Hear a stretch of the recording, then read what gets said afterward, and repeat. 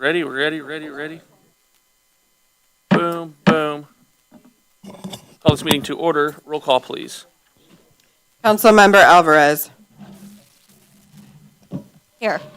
Councilmember Clark. Here. Councilmember Wade Kuntz. Here. Councilmember Todd. Here. Councilmember Saper. Yes, here. Councilmember McGrone. Here. Councilmember Smith. Councilmember Fitzgerald. Here. Yeah, I left my pen. Next item, Pledge of Allegiance this evening will be led by Councilmember Alvarez.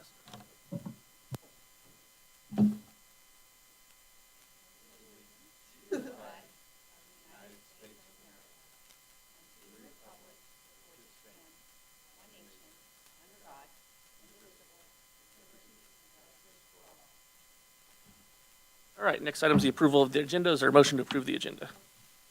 Motion to approve. Is there a second? Second. All in favor, please say yes. Yes. Any opposed, say no. Motion carries. Next item, comments from the public. Anyone from the public wishing to speak, please step up to the podium. If there are none, then we move on to the consent agenda. Is there a motion to approve the consent agenda? I'm sorry, Councilmember Saper's got one. Yes, I'd like to, if I can find the right one. Not the basketball court. Number 12, River Forest. All right, Park we remove number 12 and have that as the first item of regular business. Is there a motion to approve the amended consent agenda? Move So to moved. approve the amended consent agenda. Sorry about that. And there's a Second. All in favor, please say yes. Yes. Any opposed, say no. Motion carries. Item number 12, River Forest Park Task Order number 6, Supplemental Professional Services. The reason I pulled this for just at least an explanation is we're very close to our budget authority on this park now. I'm just wondering if there would be any surprises that we can anticipate requiring additional funding. We're hoping not. We're 6 months into submitting our permit to the Army Corps of Engineers. So River Forest Park sits inside the levees influence zone. So whatever we do there has to be permitted by the Army Corps. We applied for a 408 permit back in October. Yeah. And still waiting for them to approve that.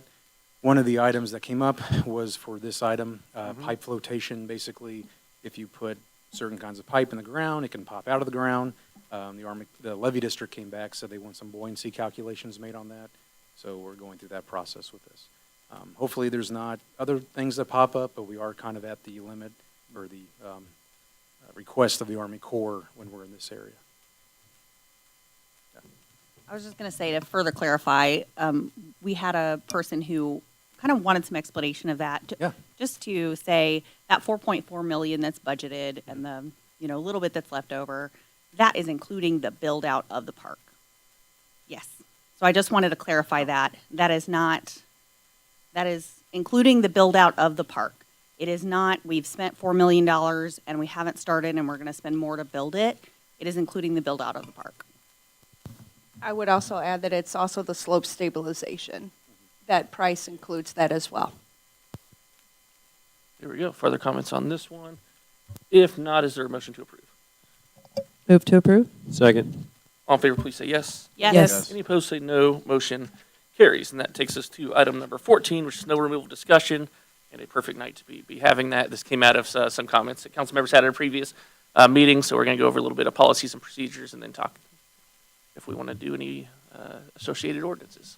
Yeah, Anthony, absolutely. please. So yeah, like you said, a very good night to talk about this. We're currently fighting the storm outside right now. God brought up last council meeting about our policies, our procedures. We just wanted to kind of encapsulate all of that in a memo here for council. It's pretty basic. We start with the highest priority streets. We start with the arterial roads, worked into collector streets, which are streets that are secondary, collect neighborhood streets, and then go into neighborhood streets. We also have Dwayne Marusars here tonight just to kind of cover any details you guys want to get into about the discussion. He'll tell you, one of the first things we get into is covering the route to the hospital. That's priority for us. We help do Clay Edwards around the entire facility there and then connect that in Armour Road. That also goes in working with MoDOT because 210 highway starts at Ozark and works its way over east. So that is all part of MoDOT's route. But yeah, happy to answer any questions. Didn't really want to read the memo to you, but just wanted to be available for any kind of conversation and discussion about anything we want to add to the priorities or any kind of changes. Thank you. I will note it's a very extensive memo, so people do want to go out and read it. You can read more about the materials we use and equipment and just kind of how we tackle all those things. So very well prepared. Thank you. One I did bring up a couple weeks ago that it looks like we're doing now, and I'm hoping we keep on the priority list, is some of those sidewalk corners downtown as well. So is your plan is that in here? That's Yeah, not, just- it's not currently in there because it hasn't been part of what they've done in the past, but Yeah. maybe in the far past, it has been. There's been a lot of conversation about what we used to do back in the 80s, and depending on how far back you go, you can find different things. But for the downtown sidewalks in current times, I guess we have not had that on the priority list. But with the January 2nd snow that we got, the depth of that was just so intense that we found more creative ideas of, getting down there and looking at ADA ramps, crosswalks, and how we could help down there. I appreciate that getting done. Thank you. Further comments on the snow removal aspect here, Councilmember Smith? First off, thanks to Anthony and Dwayne. Thanks for coming in, talking to us. I'm sure you've been out there just running ragged. Is there anything in your mind, looking through this memo, it's very extensive, very well thought out. Is there anything you need from the city to be more efficient or to be more equipped for snow events like we've seen? I don't feel comfortable answering that without doing it. Yeah. No, you're good. Yeah. Teed it up for you. Yeah. Other than having a couple vehicles that are very, very old, I would like to go ahead and replace one of our biggest truck, which is a bobtail. It's the big red truck. Most of the time, that truck's used down in the PID and in the Bedford areas, and we also use that on our east and west streets, our really, really wide streets. So to answer that question, yeah, and I have talked to Anthony about it, and I've even mentioned something to Mike, that I think that truck needs to be replaced within the next year or so. That would be a huge help for us. We've had some breakdowns on that kind of stuff, or on that piece of equipment. As far as everything else, we have, in the world of snowplow vehicles, 10 years is a pretty good life, and that's really stretching it. A lot of cities do theirs in 5 years. We have a pretty old fleet. We have some new vehicles. So anytime we can actually replace a particular piece, it actually speeds up the time, because when it's broke, we're fixing it, and we're not actually out there doing it. We do have the luxury. Several years ago, I was able to get we have one spare, and on occasion, we have to use that spare. But as far as the other stuff, we're pretty well stocked. As you can see, we do about 110 lane miles, and we currently do the parking lots, all the city parking lots.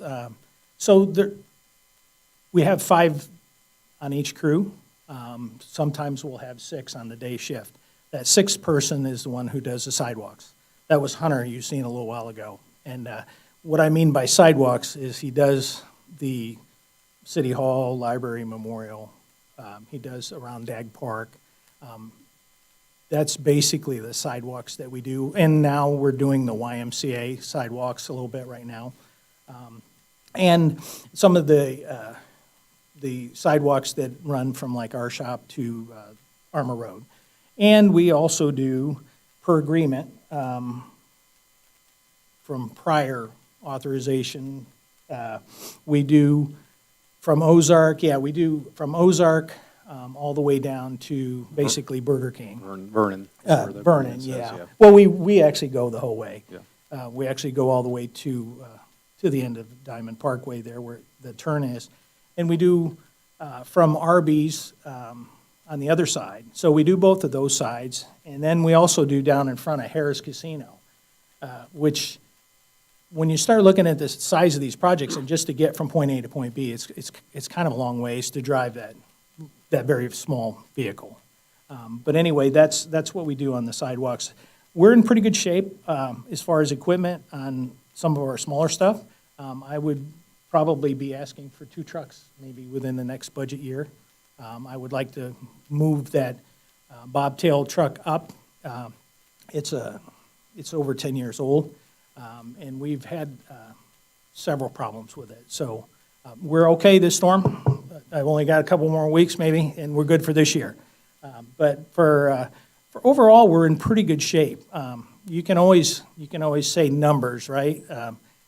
Five trucks running for our size town is kind of skinny, but we're very efficient in the way we do it. The biggest thing is on a lot of issue that we have, and we talked about the handicap ramps. We clean the handicap ramps at the edges, but we can't control every contractor and everybody else throughout the day. They're the ones filling it back in. Or they'll have a contractor push out a parking lot, and when they turn the corner, it goes right back into that handicap area. If you talk to Hunter, I'll bet you we've done them 10 times today, just since today for 12-hour shift. And it wouldn't surprise me between now and tomorrow morning, a contractor comes and pushes out a lot. They push it in the middle of the street. We have that kind of trouble all the time. So that makes our job a little bit tougher. But it also kind of makes us look bad when we actually did clean it. It's just we've gotten help to fill it back in. But those are the biggest things that I would be really shooting for since I have the opportunity. Awesome. And thank you again for you and for the crews. Pass that along. We really, really do appreciate that. One other question, and I think it was in the memo, but I read it on Friday afternoon with a couple of kids crawling all over me. Where do we put the snow that we're scooping up and tossing somewhere else? Do you need some? Oh, I saw there was there's a mountain range in the parking lot at Mackin, right? But where are we putting it? Well, actually, we just, and I okayed it with Victoria, but in the olden days, showing my age here a little bit, but in the old days, we used to store it at Mackin Park in the middle of the big Mackin Park and parking lot. And the reason being is that area out there has a great big storm drain, and actually it would melt and run out. Well, I kind of didn't want to use that unless it was a last resort. So this year, where all the snow was down at the WPC in it's the access road that goes from the Waste Pollution Control Building, which is animal control, goes from there all the way to the Harris Gate. So that's where we put it this year. It's pretty impressive. I'm figuring I think it'll be there until May, but we'll see. We actually haul, just so you know, I'll say real quick, but when we had that big snow, we actually ran 6 tandem trucks, and it takes 48 seconds to fill up a tandem truck with our snow blower, and we ran for 21 hours. That's how much snow we hauled off from just Armour and Swift from the islands. Now, this last storm that we had, which you'll see that snow is out at Mackin, that took 12 hours to do. So, Sorry, one more. The parking spaces, that was some of the discussion from the last one, and we recognize it's super unique snowstorm with 14 to 16 inches overnight. Parking in the downtown area is always tough anyway. Right. Are we using Bobcats, or what are we doing to scoop those out? Actually, it's usually me. Okay. I actually jump in a machine. Yeah, I ran 13 hours. I probably don't have to, but to help the process along, I usually jump in something. I've been in everything today. But I usually take a Bobcat, and I clean all of the angled parking all the way down Armour and all the way down Swift from 21st all the way. I go all the way down to, actually we go to 9th Street. I mean, we actually clean all of those spots. And that's usually done within, like last night I did it. I started 10 o'clock today is when we probably got over there. And there were a few vehicles parked there, but usually people notice that we're there and they usually move. Yeah. But that's done by us, every single snowstorm. Awesome. Yeah. The area between Swift and Burlington along 18th has become kind of a hotspot. Is that also a part that we're? I actually changed that up. I changed our SOP on that. Okay. There's we have cars that are continually parking overnight in 2-hour spots. And that's a really bad spot there in front of PAX Yep. alterations and Yep. basically from Swift all the way to Clay. So when you have 15 inches of snow, which is not normal snow for here, but when you have that kind of snow, it's difficult to do something with it. But what I've done is I've changed the way that we do that. Now we have the crews, we're pushing it from Clay all the way out to Swift, and I'm picking it up. So that's how we're doing that now. So you'll see today there's not much snow over there, but there's still cars parked there. And it's just it's tough when the cars are parked there, so. Thank you. Councilmember Saber. You mentioned private contractors clearing parking lots and then dumping it on the public right-of-way. They Can usually, you think of any solution? I usually tell them when I can. But I actually do talk to a lot of them. It's a tough spot because here's their job is they're trying to clean the sidewalks, which I get it. And we don't even, I get it, right? So we understand that's a common thing. So when they put it out into the street, we can handle that. It's when they put it at the handicap spots and when they put it in the middle of the street, that's when it's a real challenge. As far as the only thing I do is when I have an opportunity, I see what company it is. I've called Embassy. I've called several of the companies and told them that that's just not acceptable. That's our biggest Would challenge. it help you if we had some kind of ordinance and fine system? Well, we kind of do with grass. It's almost the same, and trash, but the grass is almost the same thing. You're not supposed to blow the grass and, into the street. So I think you could totally tie that together. And I think it'd be super helpful for us. Now, I do understand they can't just put it in buckets and haul it off. I get that part of it. Well, they could leave it in a little corner of the parking lot, Well, too. there's just different ways of doing it. Yeah. And you got to understand, too, those guys, what they're doing is they're just trying to go in there and just to get Clean it done, up. I so they can get understand that. paid. But when I can, and when we know who they are, a lot of them are always unmarked trucks, so it's a little bit difficult. But I'm not bashful. I don't mind stopping and telling them. But it would be nice. It would be nice because I've actually personally used that. But when I've actually had people blowing grass into the street repeatedly, specifically contractors, and I explained to them that there is an ordinance against that, and it usually corrects the problem. Do you think we need to modify that to include things I think like it would snow? be. I think it would be personally for what we do. I think it would be a benefit, and it would also help to prevent. We clean it up, and then they do their job, and we're left to go back again. So it would save money, and it'd also save a lot of work. Thank you. I totally agree. Perfect. Any further questions for Dwayne? You got any more pieces that you need to be in today, or are you done for the day? I've been going since 1:41, so Yeah, we'll see. Yeah, Yeah, I got. go get some rest. Yeah, I am. Yes, sir. No, appreciate all the work you and the crew have been Yeah. doing. You do a great job. Yeah, we have an outstanding group of folks that really put an effort in. And it's a lot of fun to work with a group that cares that much. Yeah. Well, appreciate the work you all do, and thank you for coming out tonight. Cool. There we go. Not to You're be good. not to be rude, I'm gonna bail. You're out. Go home. Yeah, you are free to go. All right. Now for the second part, I know this came from, I think, some emails several council members received about whether or not we have an ordinance related to removal of snow by businesses and residents on their sidewalk.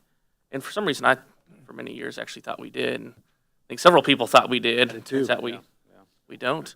Yeah. So, As Mike says, we have an ordinance that says you cannot obstruct. So that's kind of what Dwayne was talking about. Is yeah. that what you were saying, Mike? So, once they collect it, or when they're blowing leaves or, grass, dirt, something like that, you can't obstruct the sidewalk. But yeah, for So this saying to one- clear the sidewalk, that's something we do not have right now. So yeah, starting on page, blah, blah, blah, snow-related city code. Is this page 6? Is where we're starting here? Yeah, start on page 6 on the memo. Do we have a way to like get this on the TV or no? So everyone can see it. Let's make sure we're all looking at the same thing here at the same time. Yeah, no, as we brought up last meeting, this is why this has come up, as well as another thing I'd asked was to look at kind of a neighbors helping neighbors sort of program, and we already have good neighbors that do a lot of this sort of thing, but this might help, plug some of the gaps that do exist. Okay, there we go. Just want to do page 6, I think. Yeah.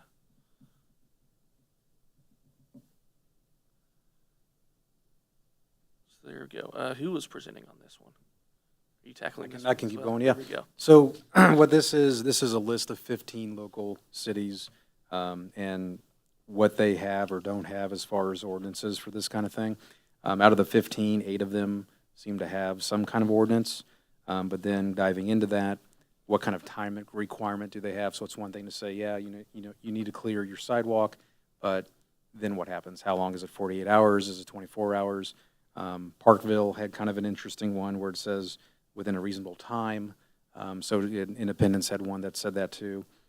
So it kind of breaks down, and then below that table is kind of the clipping of each ordinance and the specifics for snow sidewalk removal. As you can see, a lot of different cities have a lot of different ways of handling it. I just kind of put this in here for just kind of reference if we wanted to see language that we like or wanted to talk about. Just kind of different examples from different cities. All right, here we go. We'll open it up. Comments. Councilmember Smith. So looking through these, I kind of like what Kansas City has as a go-by. They use reasonable time because, as we've said in the last meeting, I think Bryant said it, that we're not trying to arrest people for not shoveling their snow, right? We just want to make sure where the responsibility lies and then find resources to help people get it done. So putting it within a reasonable time says, like, we're really not going to be out enforcing this. If we put a 24 or 48 hour, like, what's the purpose if we're not going to be out doing something to enforce? And that's not really the goal. It's just to get the sidewalks cleared. So I like using something with a reasonable time frame that does clearly put the responsibility on the owner of the adjacent property. And I think the Kansas City one does that. And then to work through set up a program kind of like what Kansas City has with their Snow Angels program, where they identify people who are willing to help. They have people in specific locations, know who to reach out to if you need the help. And something like that I think would go well here, because we do have people who are looking to help, who are willing to get out there and help their neighbors. They just may not know, and the neighbors may not know where to ask. So if it's all already there, snow falls, we can get moving, and we can prioritize. We could even put a map up that prioritizes the routes near the school that really need to get cleared, and start going from there. That's my thought. Yeah, and I would know on a program like that, like looking at Shawnee's right now, they do it for lots of things. Trash removal, lawn service, all this sort of things. It might not be bad if we're going to start a program to kind of have a little bit more encompassing just list of things as well. Just it happens to be snowing, so snow's the topic of the moment. But I could definitely see this being expanded to help a lot, because we do have a lot of good folks always willing to help. Just sometimes finding that process to actually pair them up. Further comments?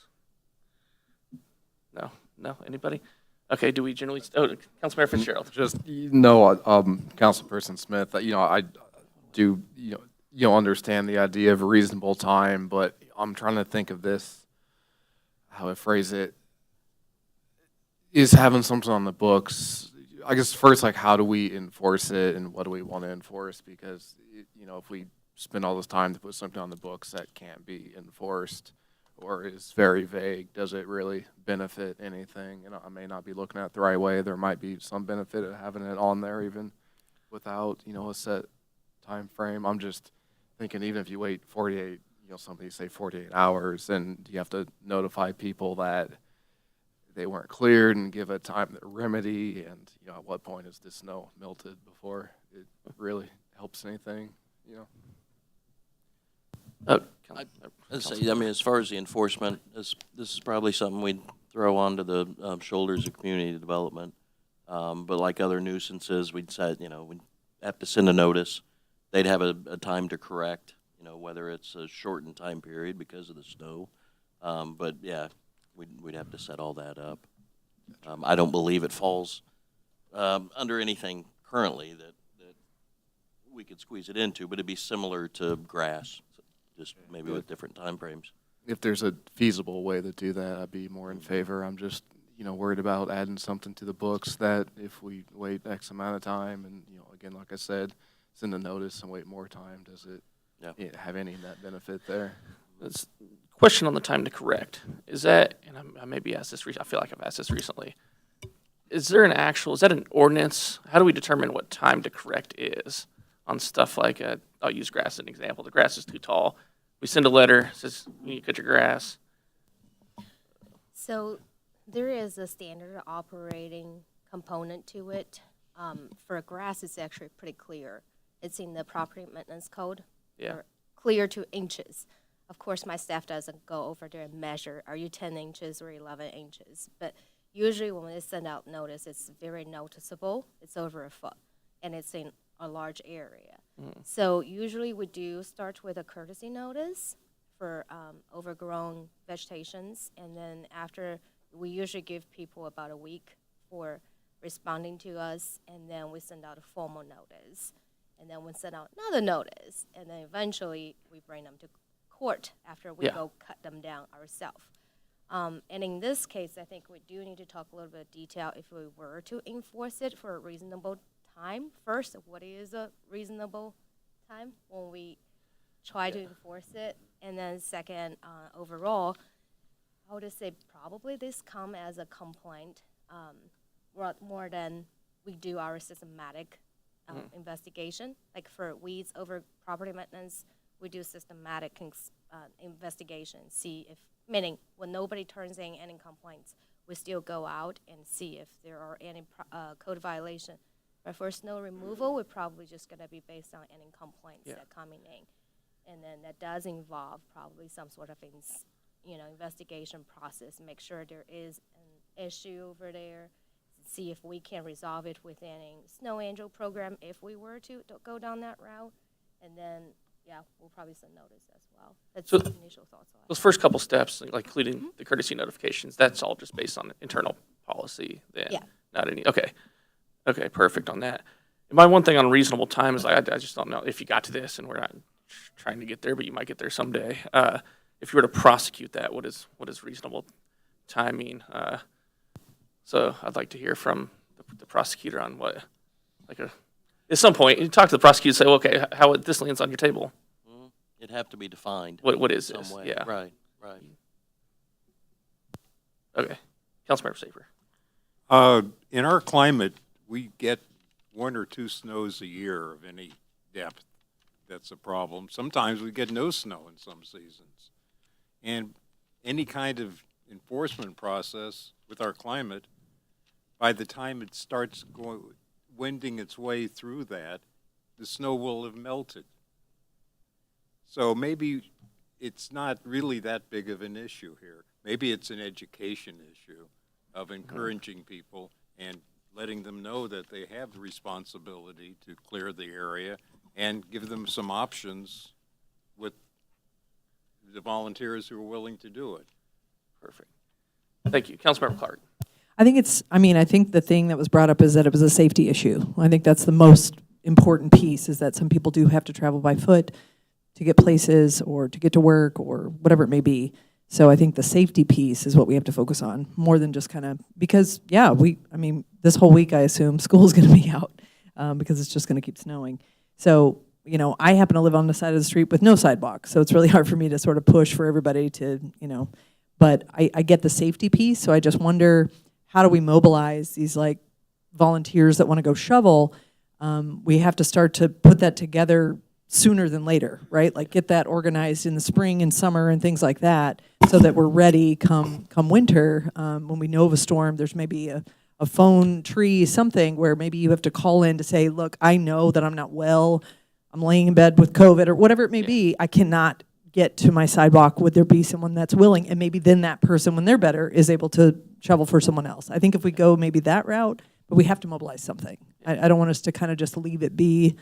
And I'm for like a 48-hour as the reasonable amount of time, but 48 hour or call someone, maybe call whatever line, if we could have like a call the city. Yeah. That's it. Thank you, Councilmember Alvarez and Councilmember Smith.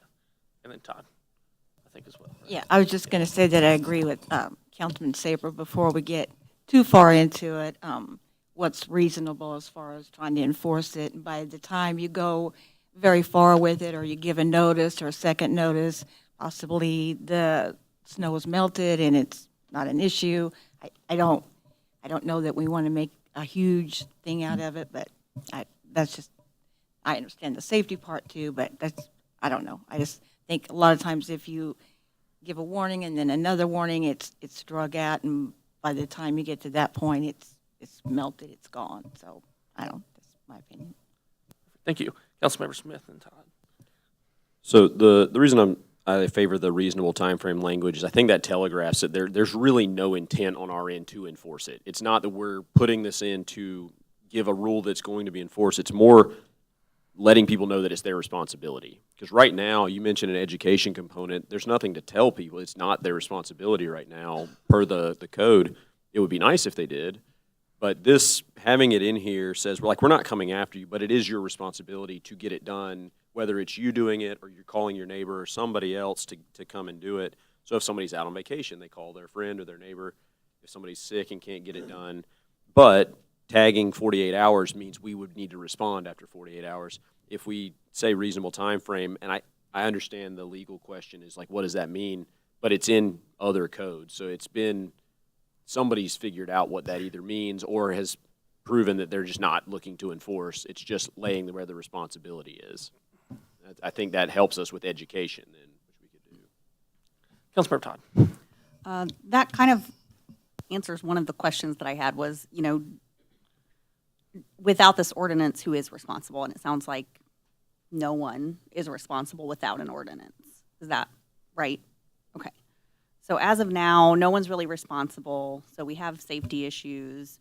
I can see something like putting together the Snow Angel program or something bigger than that with or without an ordinance. But then the big piece, whether we have an ordinance or not, like you said, will be education and how to get the word out about it. Because as we've seen time and time and time and time again, as much as you try to communicate information, as much as you try to get information out there, newsletter, postcards, Facebook, all of that, there will be people who are missed. And so I think it will just be really important that we try to find some solution where we can at least try to hit every household, if that makes sense. Yeah. So. Sure.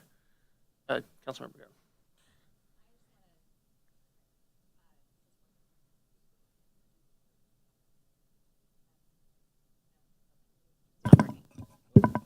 Oh, there it goes. Okay.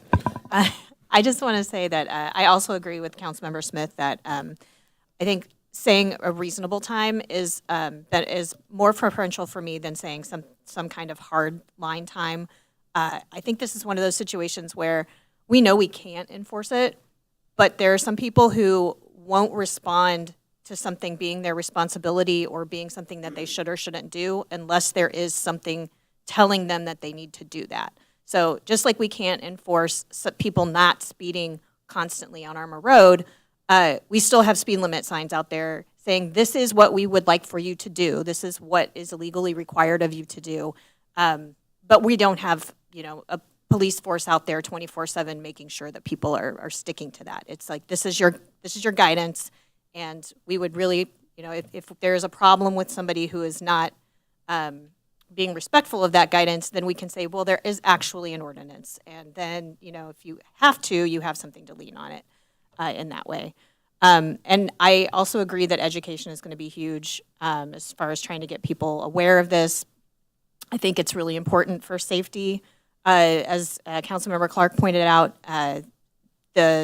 especially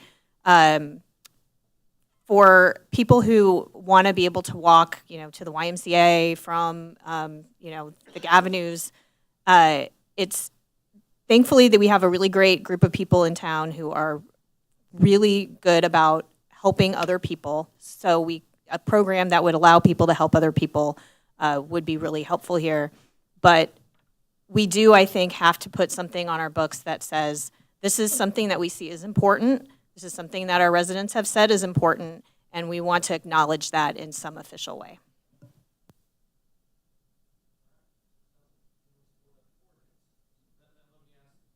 My mic's off there. Sounds like I'll say it for everyone at home again. It sounds like we're generally in favor of doing an ordinance.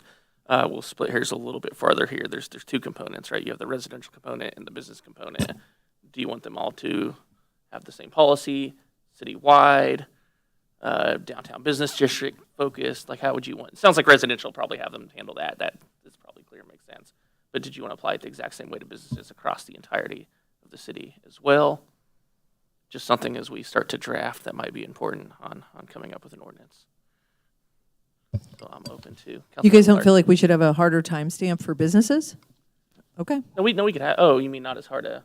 No, I'm saying, do we want to stick with reasonable time in front of a business if you're like going into a business? I just worry more for, Yeah. I don't know, someone tripping and falling or slipping or. Yeah. Councilmember Fitzgerald. I could be in support of, areas that have higher traffic. I'm trying to think of it. There might be a better way to do this, but like zoning map, probably C2, C3, and R4 and higher, that type of thing, where we have a lot of foot traffic. Might be worth having a shorter deadline. Councilmember Smith. That'll come back to enforcement, though, right? Like if we have a shorter deadline, 48-hour shot clock, okay, so we send a notice, you have a week to get it out, and, it's melted. It's one of those things where, like, if we don't really have a real enforcement mechanism with a reasonable time frame, I'd say we put the responsibility out there. And if there are repeat issues with that specific place, then we can address that as a one-off. We can go out to them and say, look, you have the responsibility in a reasonable time frame. We know that you're not. I think that would be easier than trying to put a specific time frame, but sure. At some point, we might have to consider setting the policy or shortening it as well, because it's become a problem with other code enforcement as well. People just have too long to do something, and it does become a nuisance at some point. So when someone lets their yard grow up 16 inches, and we have like a month and a half long, and if it goes to court, probably even longer, a very prolonged process. And then one day they come and clean it up, and then they just go through the same round. It seems like the same people kind of over and over again as well. So at some point, we might actually want to just talk about that policy a little bit more specifically and narrowing that window, just so we can get stuff done a little bit faster. But that might be part of all of that. Is Councilmember Clark. I guess what crosses my mind when I saw someone in a wheelchair that was going down in front of like McDonald's area, or I'll just say like any restaurant sort of area, if their sidewalks aren't clear, where does that fall if something happens to them, or they're stuck out in the road because they have no way? I mean, I watched them go on the highway with in their wheelchair, and so it was just kind of like, how do I fix this? Yeah. And I think it's that. It's kind of like, I think we need to, that's a part of the educational piece, is not just so it looks pretty, but that it is still accessible. Yeah. So. For sure. We're definitely big on mobility, and we got to have some of these components to really show that as well. What else we got? Councilmember Todd. I was just going to say, I would be in favor for businesses to have a 48-hour time frame. And again, I mean, same thing with existing things that, yes, we do enforce. It's more the spirit, it seems to me, of the ordinance than the actual enforcement. It's going to probably cost the city more time and money to take someone to court over something like that than, to cut the grass themselves. But it's just that holding accountable of someone, and I do think it also benefits businesses. So hopefully businesses are out there doing that for the most part anyway, because they should want people to be coming into their business, especially if they are open when there's been a snowfall. So it benefits them too, but I would be in favor for businesses to do a time frame, again, for the spirit of accountability, we'll call it. Perfect. Let me ask Tom, I guess, here. What further clarification would you need specifically related to the ordinance to at least get a draft? Obviously, we can bring it back, a draft, and continue to debate various aspects of it. But it'd be good if we started to narrow in some specific language for us, and then we can have that debate again in 2 weeks. As I glanced at some, I hadn't read them before, excuse me, hadn't read them before that was up on the screen this evening, what other cities had had. And I can tell you right now, each of those that I read, I could find something that makes it questionable on what something means. What might be, and I have not done some legal research to try to figure out what might be the most appropriate way to handle it.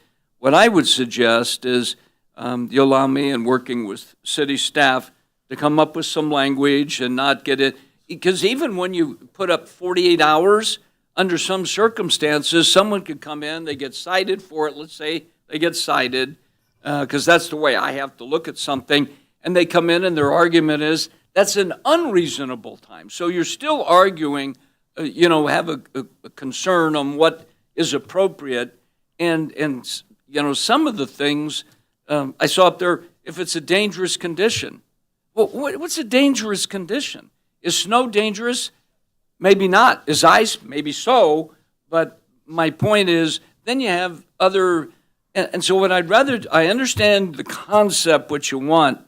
Why don't you let us try to figure out something, shoot it to you, you look at it, mark it up, have your concerns, and we'll give you, and then from that, we'll put a final ordinance together. Does that make some sense? That sounds perfect to me, yeah. It just makes it a lot easier if we're able to do it in a little bit broader sense, and then hear back from you what you don't like about something that we could change. Councilmember Smith. Do we also want to consider what Dwayne asked for about the ordinance for private contractors not pushing, kind of mirroring the grass piece?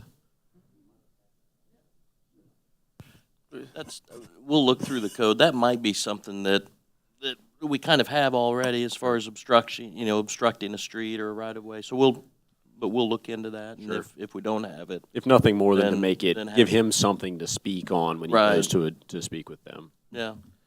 If we don't have something for that, then we can definitely bring include that. All right, so that'll take care of the ordinance piece. Eventually, once we get to an approved ordinance state or get ready to do that, we'll do the education piece with that and kind of talk about what that may look like. And then the last component would be that neighbors helping neighbors type program. So if we want to start to throw something together, we'll kind of keep these together and move it along. There we go, unless there's any opposition to that. Councilmember Smith. Is that community development would roll that program into, or is that a I'll leave public that works? up for everyone to determine where they want to and put that in. Yeah, We'll figure that out. I'll let them gather. And Yeah, I didn't want it to just get thrown out there and everybody's like, well, it's not my thing. So. We'll find a home for it and Yeah. decide where that is. There we go. So I believe that exhausts this item unless anyone has any further questions, comments, or concerns. Seeing none. I'll let you read something tonight. Number 15, please. Number 15, declaration and dedication of easement of sanitary sewer facilities with Bloom NKC LLC.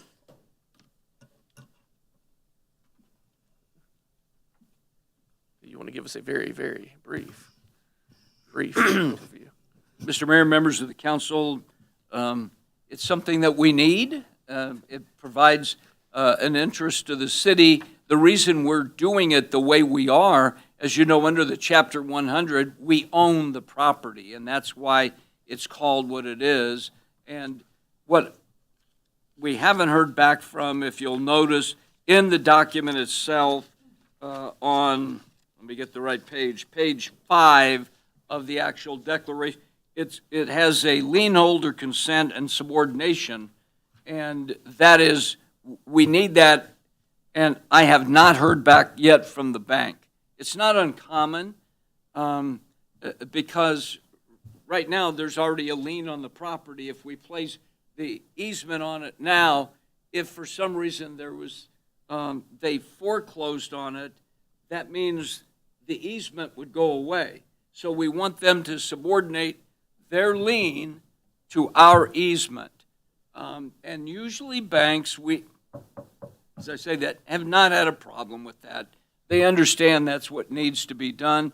But in coming up with this, work carefully with both Shu and Anthony and Mike. And I think that This will provide what the city needs without having to get onto somebody else's, a third party's property, meaning the IHOP property, to get this accomplished, what we need to be able to do. And that is especially the manhole that's there, that was there before this project. We need to have access to that, and we need to be able to use it, and if we need to add something to it, we don't want to have just an access agreement. This is more of a sewer agreement, okay? Which gives us access as well as being able to do sewer things. If you just do an access agreement, the problem is you can't do the sewer stuff. There we go. Thank you. Any questions on that? Definitely want to be able to do sewer things. Sanitary sewer things are good. First reading. Second. All in favor, please say yes. Yes. Any opposed, say no. Motion carries. An ordinance authorizing and approving a declaration and dedication of easement to the city of North Kansas City, Missouri for the sanitary sewer purposes immediately west of Buchanan Street in the Bloom NKC development. I move that bill number 7902 be placed on second and final reading and pass as ordinance number 9699. Second. Call the roll, please. Councilmember Alvarez. Yes. Councilmember Clark. Yes. Councilmember Wade Kuntz. Yes. Councilmember Todd. Yes. Councilmember Saper. Yes. Councilmember McGrone. Yes. Councilmember Smith. Yes. Councilmember Fitzgerald. Yes. An ordinance authorizing and approving a declaration and dedication of easement to the city of North Kansas City, Missouri for the sanitary sewer purposes immediately west of Buchanan Street in the Bloom NKC development. Number 16, approving accounts due and payable by the city through February 14th, 2025. Bill number 7903, ordinance number 9700. So move. First. First reading, sorry. Is there a second? Second. All in favor, please say yes. Yes. Yes. Any opposed, say no. Motion carries. An ordinance authorizing payment for certain accounts due and payable by the city through February 14th, 2025.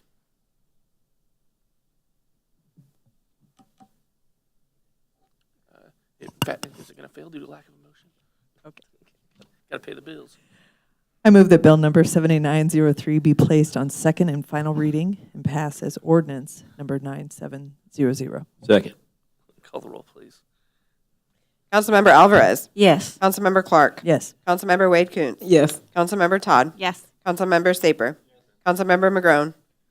Councilmember Smith. Yes. Councilmember Fitzgerald. Yes.